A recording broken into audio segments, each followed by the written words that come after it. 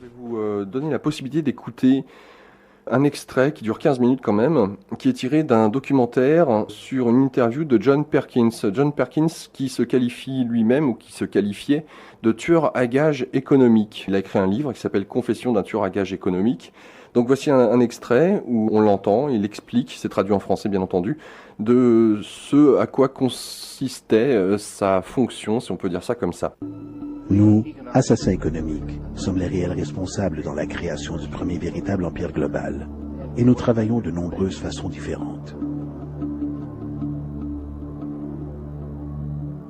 Mais peut-être que la façon la plus commune est que nous identifions un pays détenant des ressources, comme le pétrole, alors nous arrangeons un énorme prêt pour ce pays auprès de la Banque mondiale ou l'une de ses organisations sœurs. Mais l'argent ne va jamais réellement au pays. À la place, il est utilisé par nos grosses corporations pour construire des projets d'infrastructure dans ce pays. Centrales énergétiques, parcs industriels, ports, des choses qui profitent à quelques personnes riches de ce pays en plus de nos grosses corporations. Mais certainement pas à la majorité des gens du tout. Dans tous les cas, les gens, dans l'ensemble du pays, conservent une dette énorme. C'est tellement une grosse dette qu'ils ne peuvent payer. Et cela fait partie du plan. Donc, à un moment, nous, assassins économiques, revenons auprès d'eux et disons, écoutez, vous nous devez énormément d'argent, vous ne pouvez pas payer votre dette, alors vendez-nous votre pétrole à bon marché pour nos compagnies pétrolières. Permettez-nous de construire une base militaire dans votre pays, ou envoyer des troupes pour supporter les nôtres à un endroit du monde comme l'Irak, ou votez avec nous dans le prochain vote aux Nations Unies, pour que leurs compagnies d'électricité deviennent privatisées, ou leurs eaux et systèmes de canalisation soient privatisés et vendus aux sociétés états-uniennes ou autres sociétés multinationales. Donc, il y a une multitude de choses et manières typiques dont le FMI et la Banque mondiale travaillent. Ils mettent un pays en dette, et cette dette est si grosse qu'elle ne peut être remboursée.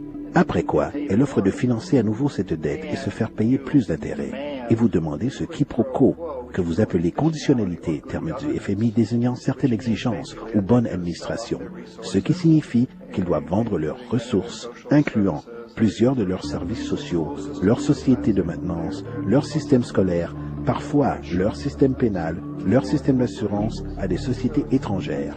Donc c'est un double, triple, quadruple renvers dévastateur.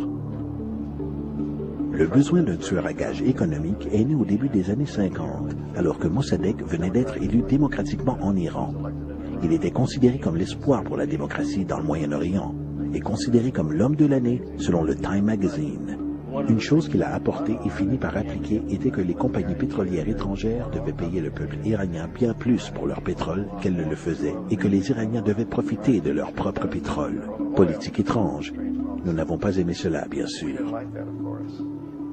Mais nous étions anxieux de faire ce que nous faisons normalement, qui est d'envoyer des militaires. À la place, nous avons envoyé un agent de la CIA, Kermit Roosevelt, un parent de Teddy Roosevelt. Et Kermit y alla avec quelques millions de dollars. Et cela fut très, très efficace. Et dans un court laps de temps, il réussit à faire renverser Mossadegh et fit entrer le Shah d'Iran pour le remplacer, ce qui a toujours été favorable au pétrole. Et c'était véritablement efficace. Bombs overflow Tehran. Army officers shout that Mossadegh has surrendered and his regime as virtual dictator of Iran is ended. Pictures of the Shah are paraded through the streets as sentiment reverses. The Shah is welcomed home. De retour aux États-Unis, à Washington, les gens ont observé et dit « Wow, c'était facile et bon marché ». Donc, ceci a établi une nouvelle manière de manipuler des pays et de créer un empire. Le seul problème avec Roosevelt est qu'il était un agent officiel de la CIA. Et s'il s'était fait prendre, les conséquences auraient été dramatiques. Donc, très rapidement, à ce moment-là, décision fut prise d'utiliser des consultants privés pour passer l'argent depuis la Banque mondiale ou le FMI ou l'une des autres agences équivalentes, ou de faire appel à des gens comme moi, qui travaillons pour des sociétés privées afin que si nous étions pris, il n'y ait pas de conséquences gouvernementales. Lorsqu'Arbenz est devenu président du Guatemala, le pays était sous l'attelage de la société United Fruit, la grande corporation internationale. Et Arbenz a utilisé cette annonce qui disait « Nous voulons redonner la terre au peuple ». Et une fois au pouvoir, il mit en place une politique qui aurait réalisé exactement cela. Redonner au peuple les droits sur la terre. United Fruit n'ont pas vraiment apprécié. Alors ils embauchèrent une entreprise de relations publiques pour convaincre le peuple des États-Unis, les citoyens des États-Unis, la presse des États-Unis et le Congrès des États-Unis, car Banks était un pantin soviétique et que si nous lui permettions de rester au pouvoir, les Soviétiques auraient un pied dans cet hémisphère. Et à cette période, il y avait une énorme peur de la terreur rouge, la terreur communiste. Donc, pour faire une histoire courte, de cette campagne de relations publiques émergea un engagement de la part de la CIA et des militaires pour destituer cet homme. Et en fait, nous l'avons fait. Nous avons envoyé des avions, des soldats, des chacals. Nous avons envoyé tout le nécessaire pour le faire sortir. Et nous l'avons sorti. Et aussitôt qu'il fut relevé de ses fonctions, le nouveau qui le remplaça rétablit tout pour les grosses corporations internationales, United Fruit incluse. L'Équateur a très longtemps été gouverné par des dictateurs pro-états-uniens, souvent relativement brutaux. Alors, il a été décidé qu'il aurait une véritable élection démocratique. Yameroldos concourut, et son objectif principal, disait-il, en tant que président, était de faire en sorte que les ressources de l'Équateur soient utilisées pour aider le peuple.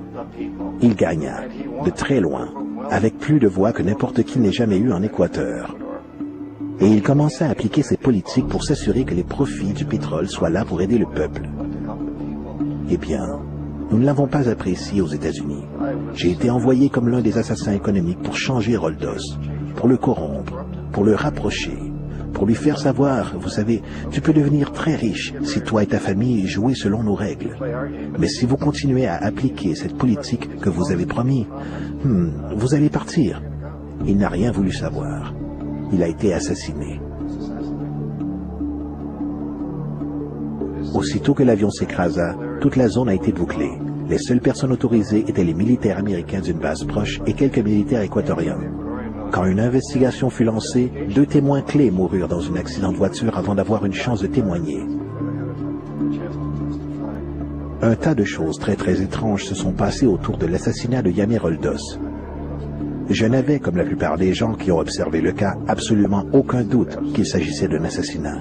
Et bien sûr, dans ma position d'assassin économique, je m'attendais toujours à ce que quelque chose arrive à Yamé.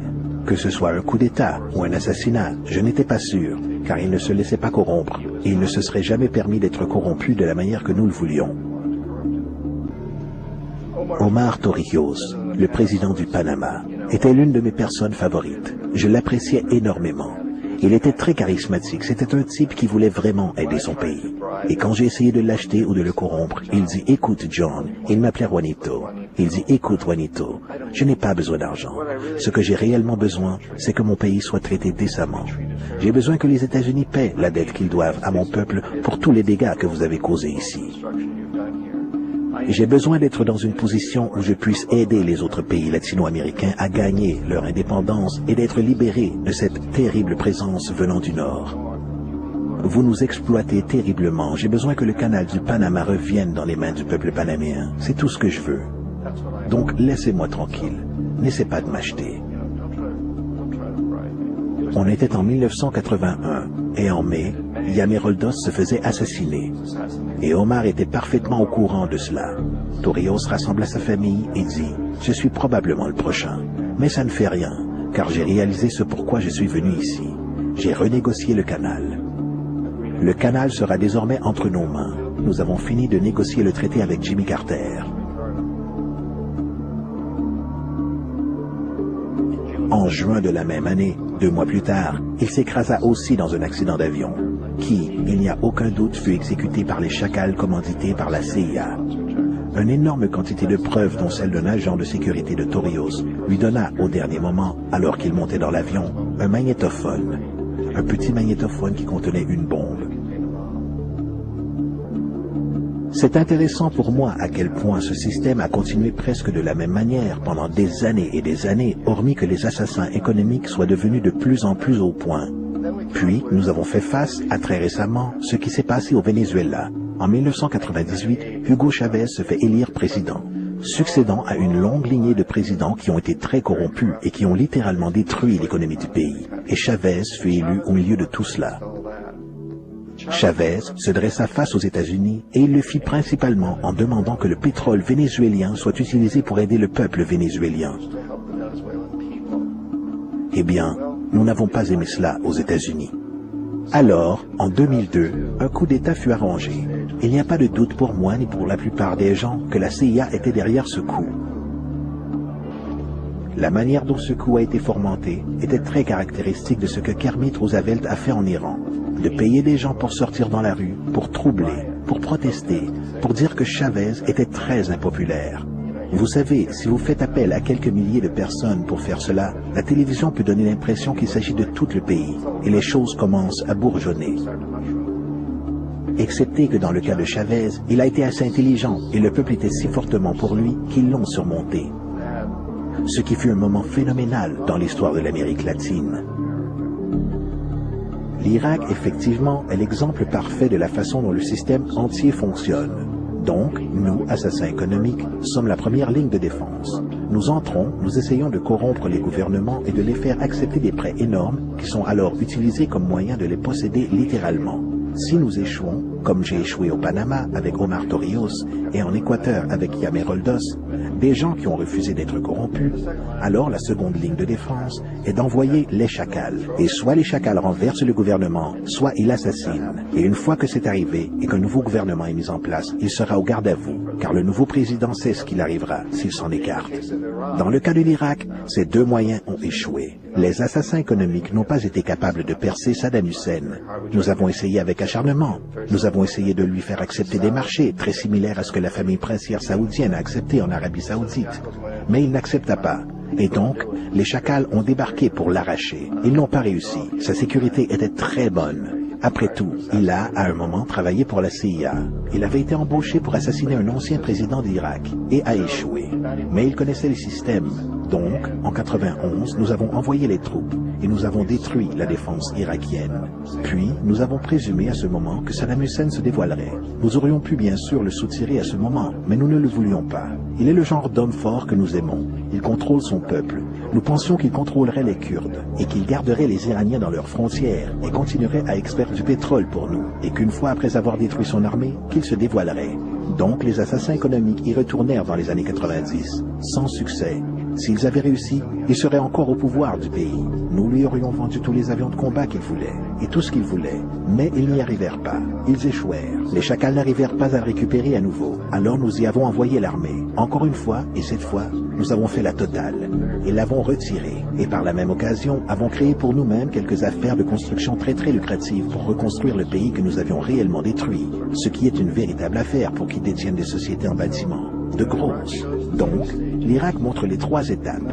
Les assassins économiques y ont échoué, les chacals y ont échoué, et donc, mesure finale, l'armée s'y est rendue. Et c'est de cette manière que nous avons réellement construit un empire. Mais nous l'avons fait subtilement. C'est clandestin. Tous les empires du passé ont été érigés par l'armée, et tout le monde savait qu'ils étaient en train de le construire. Les Anglais savaient qu'ils étaient en train de les construire. Les Français, les Allemands, les Grecs, et ils en étaient fiers.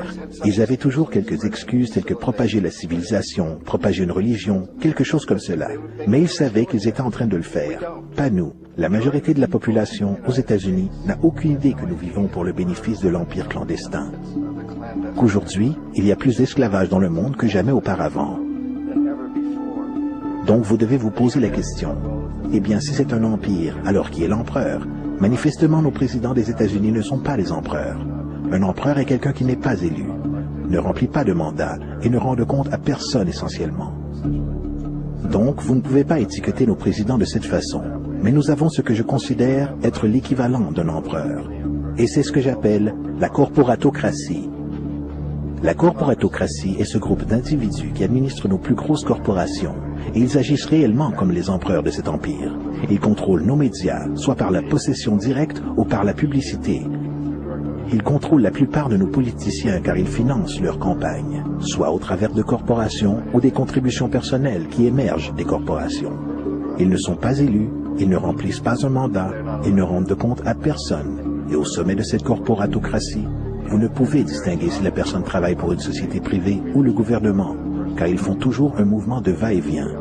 Donc, Vous avez un type qui est un moment le président d'une grosse société en bâtiment, comme Halliburton, et le moment suivant, il est le vice-président des États-Unis, ou le président qui était dans les affaires du pétrole. Et c'est vrai, que vous ayez des démocrates ou des républicains dans l'administration, vous avez ce mouvement de va-et-vient, et dans un sens, notre gouvernement est invisible la plupart du temps, et ses stratégies sont exécutées par nos corporations à un niveau ou à un autre. Et encore une fois, les stratégies du gouvernement sont essentiellement forgées par la corporatocratie et sont alors présentées au gouvernement et deviennent des plans gouvernementaux. Il y a une incroyable relation d'intimité. Ce n'est pas une théorie du complot. Ces gens n'ont pas à se regrouper et comploter pour faire des choses. Ils travaillent tous essentiellement avec un principe fondamental, qui est de maximiser les profits sans se soucier du coût social et environnemental. Cette opération de manipulation par la corporatocratie au travers des dettes, corruption et renversement politique est appelée mondialisation.